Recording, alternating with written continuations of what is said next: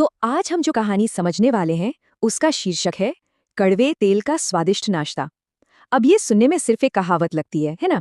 लेकिन ये असल में एक बहुत ही गहरे सबक का रूपक है जिसे हम आज की इस कहानी के जरिए समझेंगे। जिस परिवार की ये कहानी है वहां का मूल मंत्र बस यही था, एक ऐसा सिद्धांत जो परंपरा और अधिकार की नींव पर टिका था। मतलब हर फैसला, हर बात इसी एक लाइन से तय होती थी। और बस यहीं से कहानी का असली संघर्ष शुरू होता है। ये एक ऐसा सवाल है जो हमें उस समस्या की ओर ले जाता है जो ना जाने कितने ही घरों में चुपचाप पनप रही होती है। चलिए जरा इसमें और गहराई से उतरते हैं। तो ये कहानी है प्रकाश, नूतन और उनके दो बच्चों की जो अब बड़े हो चुके हैं, राहुल और नीलम। ये एक ऐसा घर था जहां माता पिता का कहा हर शब्द एक तरह से कानून था और बच्चों की अपनी इच्छाओं के लिए, उनके सपनों के लिए कोई जगह थी ही नहीं। ये सिर्फ एक कहावत नहीं थी, ये प्रकाश और नूतन की सोच थी, उनका जीने का तरीका था। और इसी एक लाइन ने घर में एक ऐसी दीवार खड़ी कर दी थी जिसे पार करना राहुल और नीलम के लिए नामुमकिन सा हो गया था। अब देखिए, जब सोच इतनी सख्त हो तो टकराव तो होना ही है। धीरे धीरे घर में छोटी छोटी बातों पर ऐसी घटनाएं होने लगीं जिनसे पीढ़ियों के बीच की जो गहरी खाई थी वो बिल्कुल साफ साफ दिखने लगी। पहला टकराव हुआ जब राहुल ने एक दोस्त की मेडिकल इमरजेंसी में मदद की। अब जरा सोचिए, किसी की मदद करने पर तो शाबाशी मिलनी चाहिए, है ना? पर यहाँ तो उसे बेवकूफ और पैसे बर्बाद करने वाला कह दिया गया। एक अच्छा काम एक सजा बन गया था। फिर बारी आई नीलम के सपनों की। वो वीएफएक्स डिजाइनिंग में अपना करियर देख रही थी, लेकिन उसके इस जुनून को, इस सपने को बचपना और समय की बर्बादी कह के कुचल दिया गया। उसे एक आर्टिस्ट बनने से रोककर शादी के बंधन में बंधने की सलाह दी जाने लगी। मतलब एक करियर का सपना एक झटके में खत्म। अब राहुल की बात करते हैं। वो अपनी नौकरी से खुश नहीं था, कुछ नया करना चाहता था, कुछ ऐसा जिसमें उसे मजा आए। पर क्या काम सिर्फ एक जिम्मेदारी है या उसमें जुनून और खुशी भी होनी चाहिए? राहुल के लिए ये एक बहुत बड़ा सवाल था, लेकिन उसके पिता के पास एक ही जवाब था, काम मजे के लिए नहीं होता, जो हम कहें बस वही करो। और फिर एक दिन घर में पिज्जा आया। कितनी छोटी सी चीज़ है ना? लेकिन ये छोटी सी खुशी भी घर के बड़ों को बर्दाश्त नहीं हुई। उसे प्लास्टिक का कचरा कहकर छीन लिया गया और बच्चों को वो पिज्जा किसी और को देने के लिए मजबूर किया गया। आप नियंत्रण की हद देखिए। तो घर का माहौल एकदम घुटन भरा होता जा रहा था। लेकिन फिर कहानी में एक ऐसा मोड़ आया, एक ऐसे किरदार की एंट्री हुई जिसने इस पूरे समीकरण को, इस पूरी डायनामिक को हिला कर रख दिया। और ये तूफान थी 75 साल की मौसी भन्नो देवी। उनका आना सिर्फ एक मेहमान का आना नहीं था, बल्कि ये एक बहुत बड़े बदलाव की शुरुआत थी। तो मौसी ने किया क्या? उनका तरीका बड़ा ही दिलचस्प था।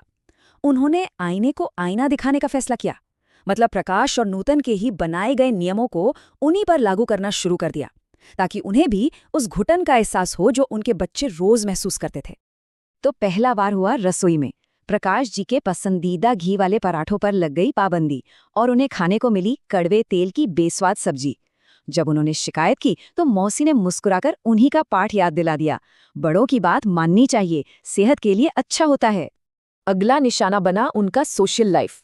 जैसे नीलम के दोस्तों और जुम्बा क्लास पर सवाल उठाए जाते थे ना, ठीक वैसे ही मौसी ने नूतन को उसकी पसंदीदा पड़ोसन से बात करने से रोक दिया। और तर्क वही पुराना, बाहर वालों से क्या मतलब, घर पर ध्यान दो। इसके बाद तो और भी कमाल हुआ। घर में शांति के नाम पर मौसी ने एक नया नियम बनाया, 24 घंटे का मौन व्रत, क्योंकि बड़े बहुत ज्यादा बोलते हैं। अब प्रकाश और नूतन को उसी खामोशी का सामना करना पड़ रहा था जो वो अक्सर अपने बच्चों पर थोप देते थे। अब इस चुप्पी और तनाव से परेशान होकर प्रकाश और नूतन ने लाफिंग थेरेपी का सहारा लिया, लेकिन मौसी ने उसे भी बकवास कहकर बंद करा दिया। ठीक वैसे ही जैसे बच्चों की छोटी छोटी खुशियों को बेमतलब कहकर खारिज कर दिया जाता था। लेकिन कहानी का जो असली टर्निंग पॉइंट था वो तब आया जब प्रकाश के एक दोस्त का एक्सीडेंट हो गया। उसे 1 लाख रुपयों की सख्त जरूरत थी, लेकिन जैसे ही प्रकाश मदद के लिए आगे बढ़ा, मौसी ने उसे रोक दिया। और वजह? प्रकाश का ही बनाया नियम, बाहर वालों की मदद करने की क्या जरूरत है? और बस यही वो पल था जब प्रकाश का सब्र का बांध टूट गया। और इसी टूटे हुए सब्र से उस कड़वे तेल का एक बहुत मीठा सबक सामने आने वाला था, जिसने पूरे परिवार की सोच को हमेशा के लिए बदल दिया। प्रकाश के विरोध करने पर मौसी ने उससे बस यही सवाल पूछा। ये सवाल एक आईने की तरह था, जिसमें प्रकाश और नूतन को अपनी ही गलती साफ साफ नजर आ गई। उन्हें एहसास हुआ कि जो नियम वो दूसरों पर लगाते हैं, वो जब खुद पर लागू होते हैं तो कितने चुभते हैं। और यहीं आकर हमारी कहानी का शीर्षक कड़वे तेल का स्वादिष्ट नाश्ता पूरी तरह से सार्थक हो जाता है। मौसी का सिखाया वो कठोर सबक ही वो कड़वा तेल था, जिसने परिवार में समझ और प्यार का स्वादिष्ट नाश्ता तैयार किया। और इसका एक गहरा मतलब ये भी है कि कभी-कभी बच्चों के जो फैसले बड़ों को कड़वे लगते हैं ना, उनका नतीजा असल में बहुत मीठा हो सकता है। उस दिन के बाद घर का पूरा माहौल ही बदल गया।